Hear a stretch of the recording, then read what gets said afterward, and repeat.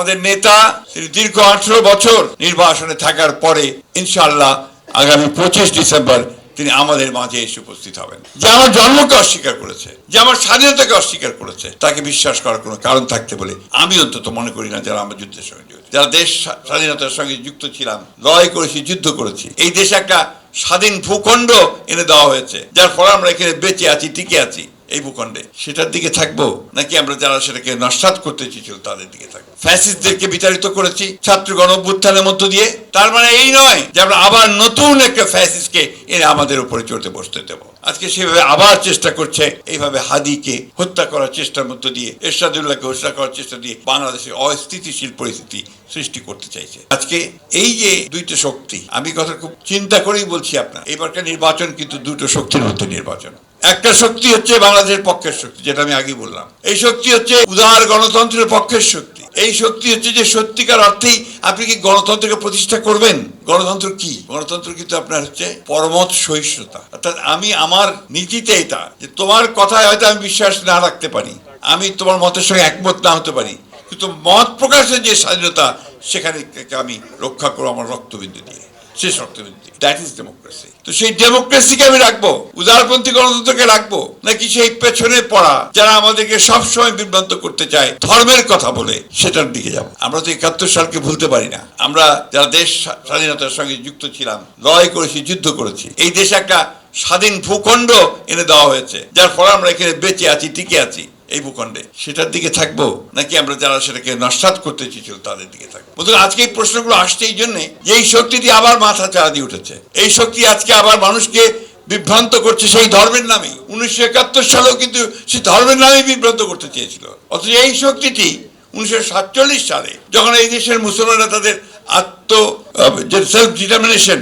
নিজেদের জেগে ওঠার একটা, নিজেদের নিয়ন্ত্রণ করবার যে ক্ষমতা, শক্তি, সেটার জন্য যখন লড়াই করেছিল, 47 সালে স্বাধীনতার জন্য সংগ্রাম করেছিল, তখন এই শক্তি কিন্তু সেটা আবার তারও বিরোধিতা করেছিল। এটা কিন্তু অনেকেই আমরা ভুলে যাই। আমি খুব পরিষ্কার করে বলতে চাই, 1947 সালে এই শক্তিটি সেদিন পাকিস্তান আন্দোলনের বিরোধিতা করেছিল। ওই শক্তি 1971 সালে বাংলাদেশের স্বাধীনতার বিরোধিতা করেছে। আজকে আবার ওই শক্তি ভোল পাল্টে, চেহারা পাল্টে তারা কিন্তু এমন ভাব দেখাচ্ছে যে তারাই নতুন বাংলাদেশ করতে পারবে। আমরা কেন সারা বাংলাদেশের মানুষ একথা বিশ্বাস করতে পারে না? যে আমার জন্মকে অস্বীকার করেছে, যে আমার স্বাধীনতাকে অস্বীকার করেছে, তাকে বিশ্বাস করার কোনো কারণ থাকতে বলে আমি অন্তত মনে করি না। যারা আমরা যুদ্ধের সঙ্গে জড়িত, আজকে এই যে সংগ্রাম, আমরা কিছুদিন আগে সংগ্রাম করেছি গণতন্ত্রকে মুক্ত করবার জন্য, ফ্যাসিস্টদেরকে বিতাড়িত করেছি ছাত্র গণ অভ্যুত্থানের মধ্য দিয়ে। তার মানে এই নয় যে আমরা আবার নতুন একটা ফ্যাসিস্টকে এনে আমাদের উপরে চড়তে বসতে দেবো। আমরা আরেকটা শক্তিকে আনবো, যে শক্তি আমাদেরকে পেছনে নিয়ে যেতে চায়। সেই শক্তিকে আমরা কখনোই এখানে আসতে দিতে পারি না। সেই জন্যই এবারকার বুদ্ধিজীবী, শহীদ বুদ্ধিজীবী দিবস গুরুত্বপূর্ণ। আমরা তাদের কথা মনে করে বাংলাদেশের যারা আছেন, বাংলাদেশের সোল, যেটা আমি যে বলি আত্মা বাংলাদেশের, এখানে কিন্তু আমাদের পরমত সহিষ্ণুতা কিন্তু এখানে আদিকাল থেকে আছে। এখানে হিন্দু, মুসলমান, বৌদ্ধ, খ্রিস্টান, তাদের কৃষ্টি, তাদের সংস্কৃতি নিয়েই কিন্তু এই বাংলাদেশ। এখানে কখনোই কিন্তু জবরদস্তি করে কোনো কিছু চাপিয়ে দেওয়া যায়নি, এবারও চাপিয়ে দেওয়া যাবে না। এবারও এই দেশের মানুষ সঠিক সিদ্ধান্তই নেবে। 5ই আগস্টের পরে আমাদের ওপরে অনেক রকমের মিথ্যা প্রচার, অপবাদ দেওয়া হচ্ছে, তাই না? আমাদের সেই সোশ্যাল মিডিয়াকে ব্যবহার করে বিএনপিকে কিভাবে আপনার হীন করা যায়, বিএনপিকে কিভাবে খাটো করা যায়, মানুষের সামনে খাটো করে দেখা যায়, এই সমস্ত প্রচারণা চালানো হচ্ছে। সেখান থেকে কিন্তু আমাদেরকে বেরিয়ে আসতে হবে। এই যে প্রজন্ম আছে যারা, তাদের দায়িত্ব হচ্ছে সোশ্যাল মিডিয়াতে সেই বিষয়টাকে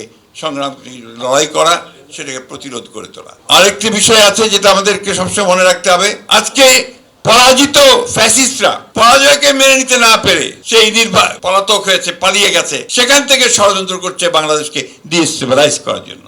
এতটুকু শিক্ষা হয়নি, যে কিভাবে পরিণতি হয়েছে। আজকে সেভাবে আবার চেষ্টা করছে, এইভাবে হাদিকে হত্যা করার চেষ্টার মধ্য দিয়ে, এরশাদুল্লাহকে হত্যা করার চেষ্টা দিয়ে বাংলাদেশে অস্থিতিশীল পরিস্থিতি সৃষ্টি করতে চাইছে। কিন্তু আমরা জানি বাংলাদেশের মানুষ তাদের এই চক্রান্তকে সফল হতে দেবে না, অতীতে দেয়নি কখনো। এটাই আমাদের শক্তি।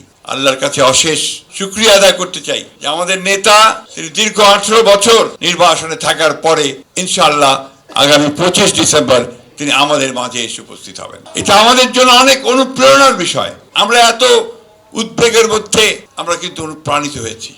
আসুন আমরা 25 তারিখে তাকে এমন এক সম্বর্ধনা জানাই যেটা অতীতে কখনো কোনো নেতা বাংলাদেশে পায়নি।